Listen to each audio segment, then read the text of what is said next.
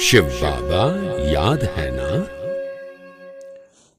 ओम शांति। सुनते हैं आज प्यारे अव्यक्त बाप दादा के 19 अप्रैल 71 के अव्यक्त महावाक्य। आज की अव्यक्त वाणी का सार है त्याग, तपस्या और सेवा की परिभाषा।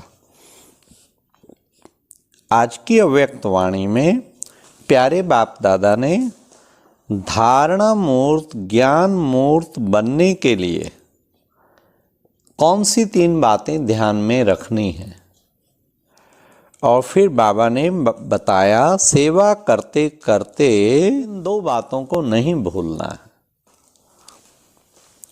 और नॉलेजफुल बच्चों की निशानी क्या है, और विशेष बाबा ने कहा हर पुरुषार्थ में फलीभूत कौन हो सकता है। तो सुनते हैं त्याग, तपस्या और सेवा की परिभाषा। 19 अप्रैल 71 की मुरली।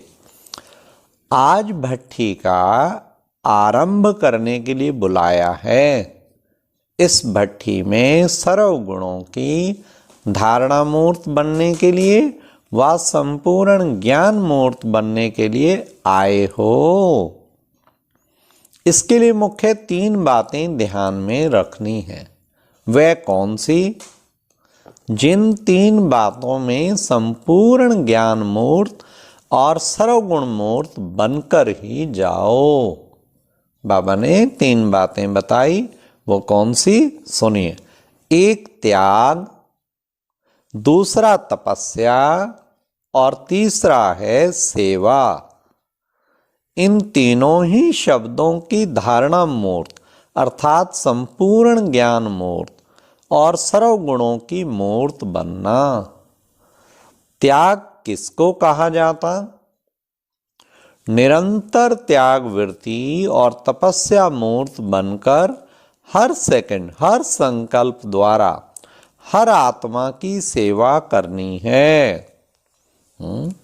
ऐसे तपस्वी मूर्त, त्याग मूर्त बनना है। कैसे? सुनो। जो आपके त्याग और तपस्या की शक्ति के आकर्षण दूर से प्रत्यक्ष दिखाई दे। त्यागी हो तो ऐसा, तपस्वी हो तो ऐसा, दूर से दिखाई दे। जैसे स्थूल अग्नि व प्रकाश अथवा गर्मी दूर से ही दिखाई देती है व अनुभव होती है ना, वैसे ही आपकी तपस्या और तपस्या की झलक दूर से ही आकर्षित करे। हर कर्म में त्याग और तपस्या प्रत्यक्ष दिखाई दे। सेवाधारी तो बहुत अच्छे हो, जैसे हमारी दादी जानकी थी ना, हर कर्म से त्यागी तपस्वी नजर आती थी, हर कर्म से झलक नजर आती थी। सेवाधारी तो बहुत अच्छे हो, लेकिन सेवा करते समय त्याग और तपस्या को भूल नहीं जाना है। ये बड़ा टेंशन रखना है। सेवा करते करते उसको नहीं भूल जाना। तीनों का साथ होने से मेहनत कम और प्राप्ति अधिक होती है। नॉलेजफुल की निशानी यह दिखाई देगी कि उनका एक एक शब्द पावरफुल होगा और हर कर्म फिर सक्सेसफुल होगा। अगर ये दोनों रिजल्ट कम दिखाई देती हैं तो समझना चाहिए कि अभी नॉलेजफुल बनना है। बने नहीं है, मियाँ मिट्ठू बनकर नहीं बैठ जाना है कि हम तो बन गए। नहीं, अभी बनना है। उसके रिजल्ट पावरफुल हर शब्द, उसके रिजल्ट हर कर्म सक्सेसफुल।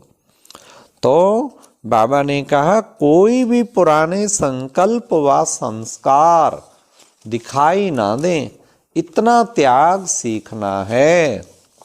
मस्तक अर्थात बुद्धि की स्मृति व दृष्टि से सिवाय आत्मिक स्वरूप के और कुछ भी दिखाई ना दे, वह स्मृति में ना आए। ऐसे निरंतर तपस्वी बनना है।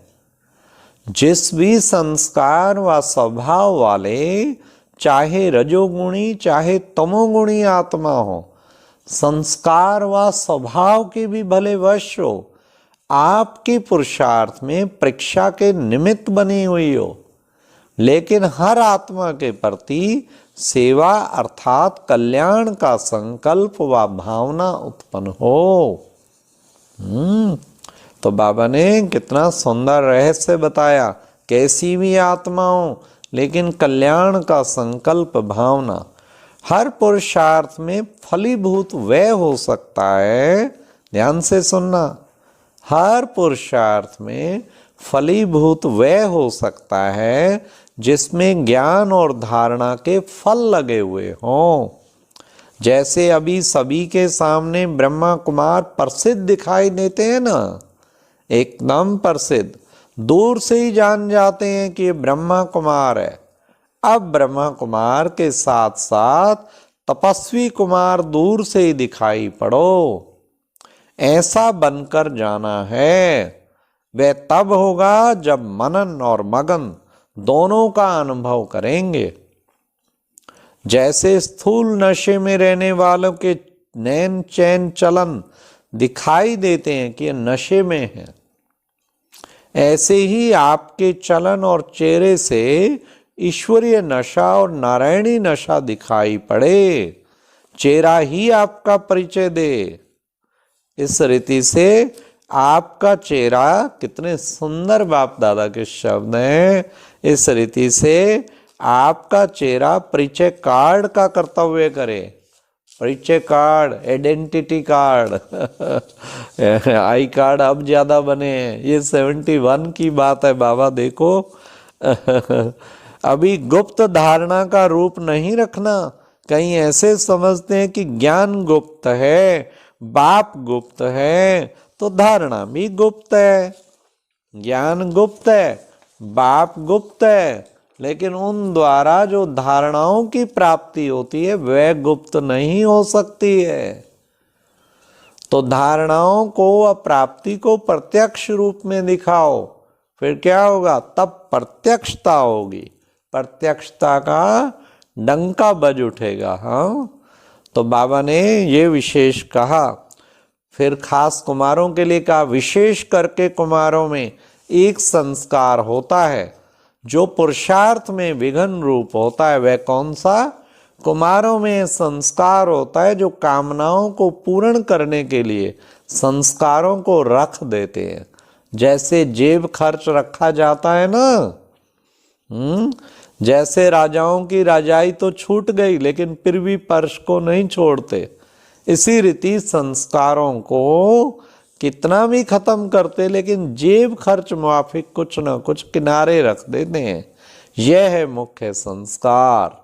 हाँ, क्या करना है, इसको भी भस्म करना है ठीक है। जरा भी अगर संस्कार रहा होगा, वह थोड़ा संस्कार भी धोखा दिला देता है। इसलिए बिल्कुल जो पुरानी जायदाद है वह भस्म करके जाना, छिपा कर नहीं रखना। सुना, सभी के लिए, केवल कुमार नहीं, सभी छिपा के रखते हैं। अच्छा, तो बाबा ने कहा ये कुमार ग्रुप है ना, अभी बनना है तपस्वी कुमार। इस ग्रुप की विशेषता सभी को दिखाई दे। ये तपस्वी कुमार तपस्वी भूमि से आए हैं। इस भट्टी से लाइट के ताजधारी बनकर जाना। सर्विस की जिम्मेवारी का ताज वह इस ताज के साथ स्वतः ही प्राप्त हो जाता है। इसलिए मुख्य ध्यान इस लाइट के ताज को धारण करने की ओर रखना है। जैसे तपस्वी सदैव आसन पर बैठते हैं, वैसे अपनी एकरस आत्मा की स्थिति के आसन पर विराजमान रहो। इस आसन को नहीं छोड़ो, तब सिंहासन मिलेगा। कितना सुंदर प्यारे बाप दादा स्पष्ट कर रहे हैं। हर कर्मेंद्रिय से देहाभिमान का त्याग और आत्ममानी की तपस्या प्रत्यक्ष रूप में दिखाई दे। ठीक है, तो बाबा ने कहा मुख्य स्लोगन क्या सामने रखेंगे जिससे सफलता हो जाए। अब सुनिए, सच्चाई और सफाई से सृष्टि से विकारों का सफाया करेंगे। जब सृष्टि से करेंगे तो स्वयं से तो पहले से ही हो जाएगा, तब तो सृष्टि से करेंगे।